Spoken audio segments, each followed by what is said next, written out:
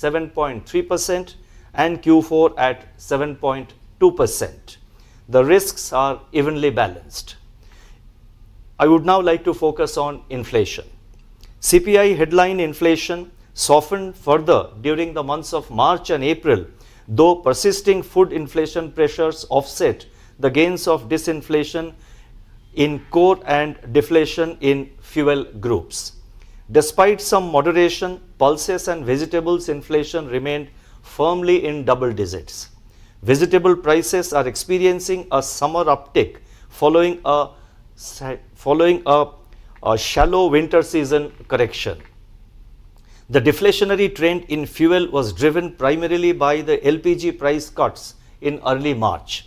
Core inflation softened for the 11th consecutive month since June 2023.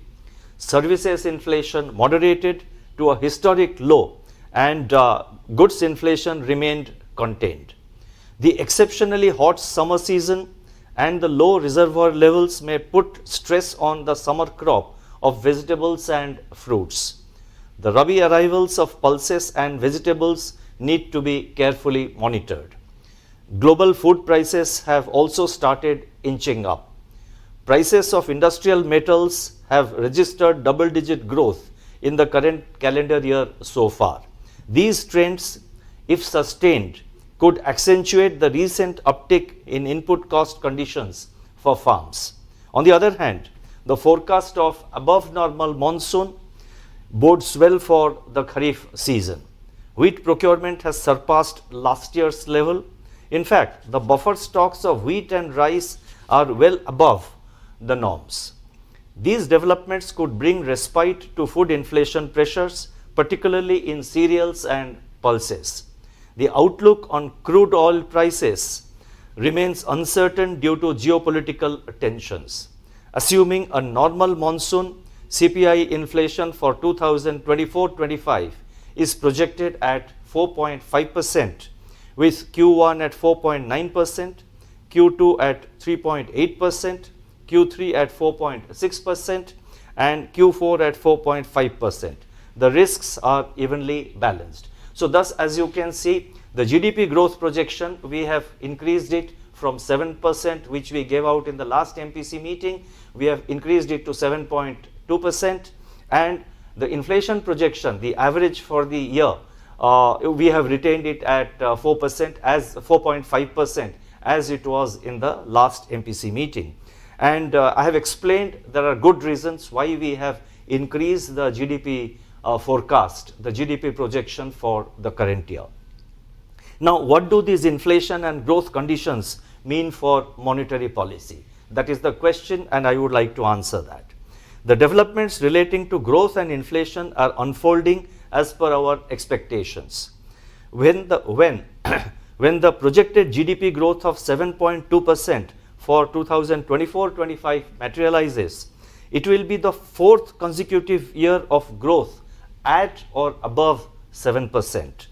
Headline CPI continues to be on a disinflationary trajectory. Monetary policy has played an important role in this process. This is evident from the decline in headline inflation by 2.3 percentage points between the first quarter of 22-23 and the fourth quarter of 23-24. Supply side developments and government measures have also contributed to this moderation of headline inflation. Repeated food price shocks, however, slowed down the overall disinflation process. According to our projections, the second quarter of 2024-25 is likely to see some correction in headline inflation, but this is likely to be one-off on account of favorable base effects and may reverse in the third quarter. If you look at the projections we have given, then it becomes very clear that in the second quarter, the headline inflation is likely to come down to about 3.8%, and thereafter again it goes up. And we have given the numbers in the statement, and I have already read it out earlier. At the current juncture, therefore, the uncertainties related to food price outlook warrant close monitoring, especially their spillover risks to headline inflation. In parallel, the behavior of the core component also needs to be watched carefully. We need a descent of inflation to 4% target on a durable basis while supporting growth. Now, there is a view that in matters of monetary policy, the Reserve Bank is guided by the principle of follow the Fed. I would like to unambiguously state that while we do keep a watch on whether clouds are building up or clearing out in the distant horizon, we play the game according to the local weather and pitch conditions. In other words, while we do consider the impact of monetary policy in advanced economies on Indian markets, our actions are primarily dependent and primarily determined by the domestic growth inflation conditions and the outlook. I have said this several times earlier, but it becomes necessary to restate the position and reiterate this so that there is clarity in the mind of market participants and other stakeholders, and as a result of which they do not board the wrong bus. Liquidity and financial conditions, that is the next part which I would like to highlight. During the current financial year so far, system liquidity transited from surplus to deficit conditions and then again back to surplus in early June. In consonance with the commitment made in the April policy statement of remaining nimble and flexible in liquidity management, and in view of the shifting liquidity dynamics, the Reserve Bank mopped up surplus liquidity through variable rate reverse repo auctions, that is VRRR auctions, during the first half of April, while injecting liquidity through variable rate repo operations, that is VRR operations, in the later part of April and in May. In the first week of June, however, VRRR auctions have been conducted. Banks' recourse to the marginal standing facility, that is MSF, under the liquidity adjustment facility remained low during 2024-25, that is in the current year so far. Now, mirroring the liquidity dynamics which I just explained, the weighted average call rate, that is WACR, on an average remained close to the middle of the corridor. Now, I have explained, for common listeners and for others, I have explained what exactly the corridor means in the footnote. And let me also state here that most of the statements which I am making are backed by data, and the data is given in the footnotes, and I would encourage you to have a look at footnotes to understand why we are making certain statements. So, mirroring the liquidity dynamics, as I said, the weighted average call rate, that is WACR, on an average remained close to the middle of the corridor. Across the term money market segment, the yields on certificates of deposit, that is CDs, commercial papers, that is CP, issued by non-banking financial companies, that is NBFCs, and 3-month treasury bills, that is T-bills, also eased. In the credit market, monetary transmission remains ongoing. As you would be aware, the Central Board of the Reserve Bank decided to transfer rupees 2.11 lakh crore as surplus to the central government for the accounting year 2023-24. As the economy remains robust and resilient, the Central Board decided to utilize this opportunity to increase the risk provisioning under the contingent reserve buffer to 6.5% of the Reserve Bank's balance sheet for 2023-24 from 6% in 2022-23. In other words, the contingent reserve buffer, which was 6% in 22-23, was enhanced by the Central Board to 6.5% in the current for the year 22-23. Now, this risk provisioning, that is this provision for contingent reserve buffer, or CRB as we call it, this would further strengthen the Reserve Bank's balance sheet. Prudence is at the core of our standard operating procedure.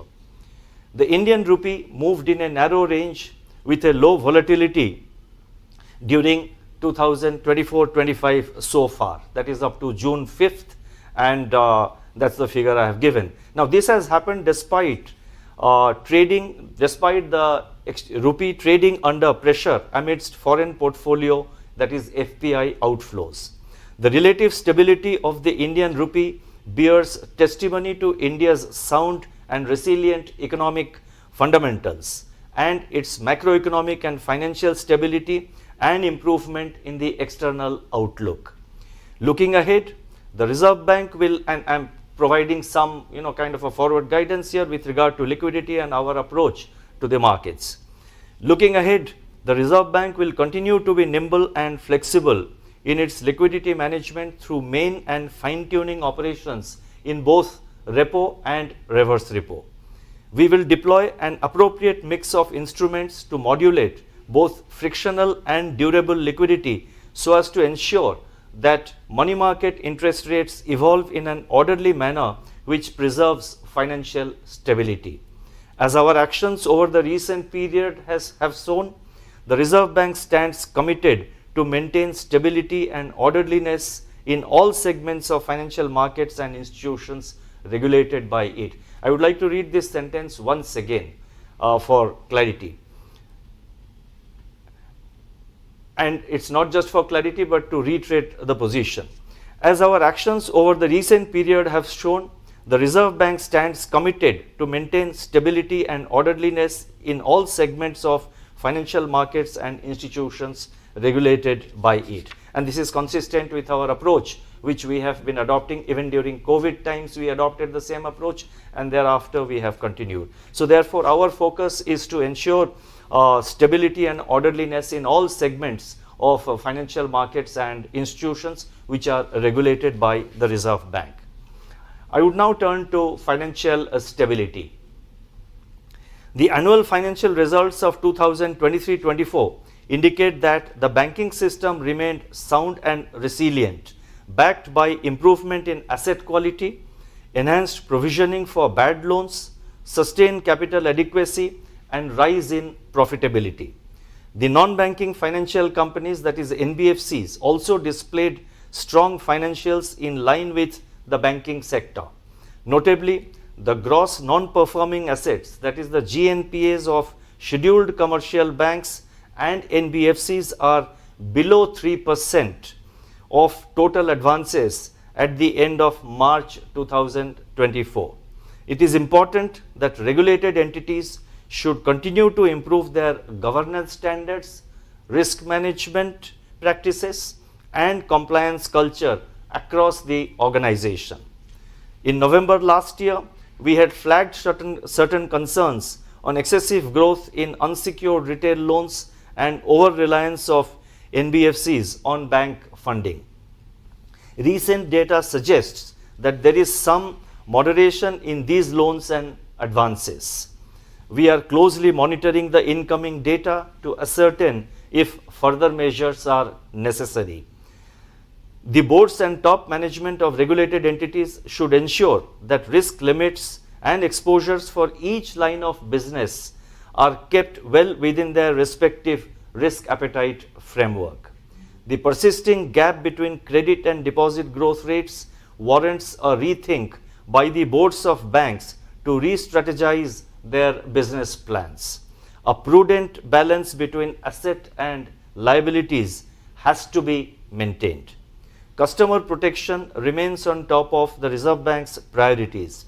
In general, we have observed that the guidelines on key fact statement, in fact I have explained key fact statement also in the footnote, the customer protection, as I am just repeating, customer protection remains on top of Reserve Bank's priorities.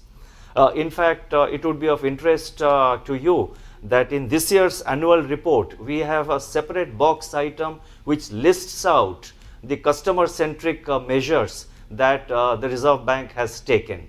And in the same vein, we have also a box item in the annual report which has just been released recently. There is a box item on the number of regulatory measures which were taken after carrying out stakeholder consultations. And these two box items, I would encourage those who are interested to please have a look at them. So in general, we have observed that the guidelines on key fact statement are followed, but a few regulated entities still charge fees, etc., that are not specified or disclosed in the key fact statement, that is KFS. It has also been observed that in some microfinance institutions and NBFCs that the interest rates on small value loans are high and appear to be usurious. The regulatory freedom enjoyed by the regulated entities in respect of interest rates and charges should be used judiciously to ensure fair and transparent pricing of products and services. The Reserve Bank continues its constructive engagement with such financial entities to safeguard the interest of customers and ensure overall financial stability. Now let me make it very clear that we are observing all these trends, and our focus is always to interact, to engage with the sectoral players, to engage with the individual banks or NBFCs or the MFIs, and encourage them to take necessary corrective measures, because it's for the regulator and the regulated entities together. We have to work to ensure that your health, that is the health of the banks and NBFCs and the microfinance institutions, remain robust, the health remains good, and if that happens and when that happens, it's good for the economy. I'm not saying that there is any big amount of problem at the moment. Overall, as I have said, let me again re-emphasize, the banking sector, the NBFC sector, the MFI sector, overall financial sector remains healthy and stable. But there are a few outliers, and I was mainly focusing on them. Let me now turn to the external sector. With lower trade deficit, robust services export growth, and strong remittances, the current account deficit is expected to have moderated in Q4 2023-24. Services exports were predominantly driven by software exports. Other business services and travel services exports were predominantly driven by software exports, other business services and travel exports. The phenomenal rise in global capability centers, that is GCCs, in India has provided a significant boost to India's software and business services exports. India, with an expected 15.2% share in world remittances in 2024, continues to be the largest recipient of remittances globally. Overall, the current account deficit for the current year, that is 2024-25, is expected to remain well within its sustainable level. On the external financing side, foreign portfolio investment, that is FPI flows, surged in 23-24 with net FPI inflows of around US $41.6 billion. Since the beginning of 2024-25, however, foreign portfolio investors have turned net sellers in the domestic market with net outflows of US $5 billion till June 5. In 2023, India retained its position as the most attractive destination for greenfield foreign direct investment, that is greenfield FDI in Asia and Pacific. Gross FDI remained robust in 23-24, but net FDI moderated. External commercial borrowings, that is ECBs, and non-resident deposits recorded high net inflows as compared with the previous year. The amount of ECB agreements also grew markedly during the year. Now, I have given the relevant data in the footnotes. Now, touching a new milestone, India's foreign exchange reserves reached a historical high of US $651.5 billion as on 31st May. India's external sector remains resilient and the key external vulnerability indicators continue to improve. Overall, we remain confident of meeting our external financing requirements comfortably. I shall now announce certain additional measures, and there are, I think, about there are few of them, and at the end, in the concluding para, I would like to also provide some guidance for the way forward. The first announcement relates to review of limit for bulk deposits in banks. On a review of bulk deposit limit, it is proposed to revise the definition of bulk deposits as single rupee term deposit of 3 crore, rupees 3 crore and above for scheduled commercial banks, excluding the regional rural banks, and this also is applicable, that is from this definition of single rupee term deposit of 3 crore is applicable to both scheduled commercial banks and SFBs and not RRBs. Further, it is also proposed to define the bulk deposit limit for local area banks as single rupee term deposit of rupees 1 crore and above as applicable in the case of RRBs.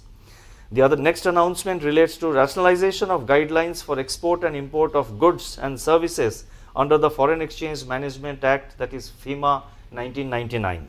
In view of the changing dynamics of international trade and in line with the progressive liberalization of foreign exchange regulations, it is proposed to rationalize the extant FEMA guidelines on export and import of goods and services. This will further promote ease of doing business and provide greater operational flexibility to authorized dealer banks. Draft guidelines will be issued shortly for stakeholder feedback. The next announcement relates to setting up of a digital payments intelligence platform. The Reserve Bank has taken a number of measures over the years to deepen digital payments while ensuring their safety and security. These measures have boosted consumer confidence. Growing instances of digital frauds, however, highlight the need for a system-wide approach to prevent and mitigate such frauds. It is therefore proposed to establish a digital payments intelligence platform for network-level intelligence and real-time data sharing across the digital payments ecosystem. To take this initiative forward, the Reserve Bank has constituted a committee to examine various aspects of setting up this platform. The next announcement relates to inclusion of recurring payments with auto replenishment facility under the e-mandate framework. The adoption of e-mandates for recurring payment transactions has been increasing. It is now proposed to include payments such as replenishment of balances in FASTag, National Common Mobility Card, that is NCMC, etc., which are recurring in nature but without any fixed periodicity in the e-mandate framework. This will enable customers to automatically replenish the balances in FASTag, NCMC, etc. if the balance goes below the threshold limit set by them. This will enhance convenience in making travel and mobility related payments. The next announcement relates to introduction of auto replenishment of UPI Lite wallet, and it also includes inclusion under the e-mandate framework. UPI Lite was introduced in September 2022 to enable small value payments in a quick and seamless manner through an on-device wallet. To encourage wider adoption of UPI Lite, it is now proposed to bring it under the e-mandate framework by introducing a facility for customers to automatically replenish their UPI Lite wallets if the balance goes below the threshold limit set by them. There could be some, I think if you want better clarity, this statement will be uploaded immediately after my, my address, my statement is over in the next couple of minutes. So please have a look at the uploaded version, that will give you clarity. We try to avoid long sentences, but sometimes it becomes difficult and so unavoidable. So please bear with me. Now this measure will further enhance the ease of making small value digital payments. And the final announcement relates to Harbinger 2024, Innovation for Transformation. The Reserve Bank has taken several pioneering initiatives in recent years to encourage innovation in the fintech sector. One such key initiative is the global hackathon, that is Harbinger Innovation for Transformation. The first two editions of the hackathon were completed in the year 2022 and 2023. The third edition of the Global Hackathon Harbinger 2024 with two themes, namely Zero Financial Frauds and Being Divyang Friendly, will be launched shortly. Let me now conclude. At the Reserve Bank, our job demands poise, patience and perseverance. India's recent economic progress, continued momentum in economic activity and the overall promising economic prospects validate our approach to policy making. At the moment, the Indian economy is at an inflection point in its path towards greater transformational changes that will bring about more stability and growth. On inflation, we are on the right track, but there is still work to be done. Globally, there are concerns that the last mile of disinflation might be protracted and arduous amidst continuing geopolitical conflicts, supply chain disruptions and commodity price volatility. In India, with growth holding firm, monetary policy has greater elbow room to pursue price stability to ensure that inflation aligns to the target on a durable basis. In its current setting, monetary policy remains squarely focused on price stability to effectively anchor inflation expectations and provide the required foundation for sustained growth over a period of time. The words of Mahatma Gandhi resonate here, and I quote, "If we are sure of our path," I repeat, "if we are sure of our path, we should go on striving for it incessantly and uninterruptedly." Thank you. Namaskar.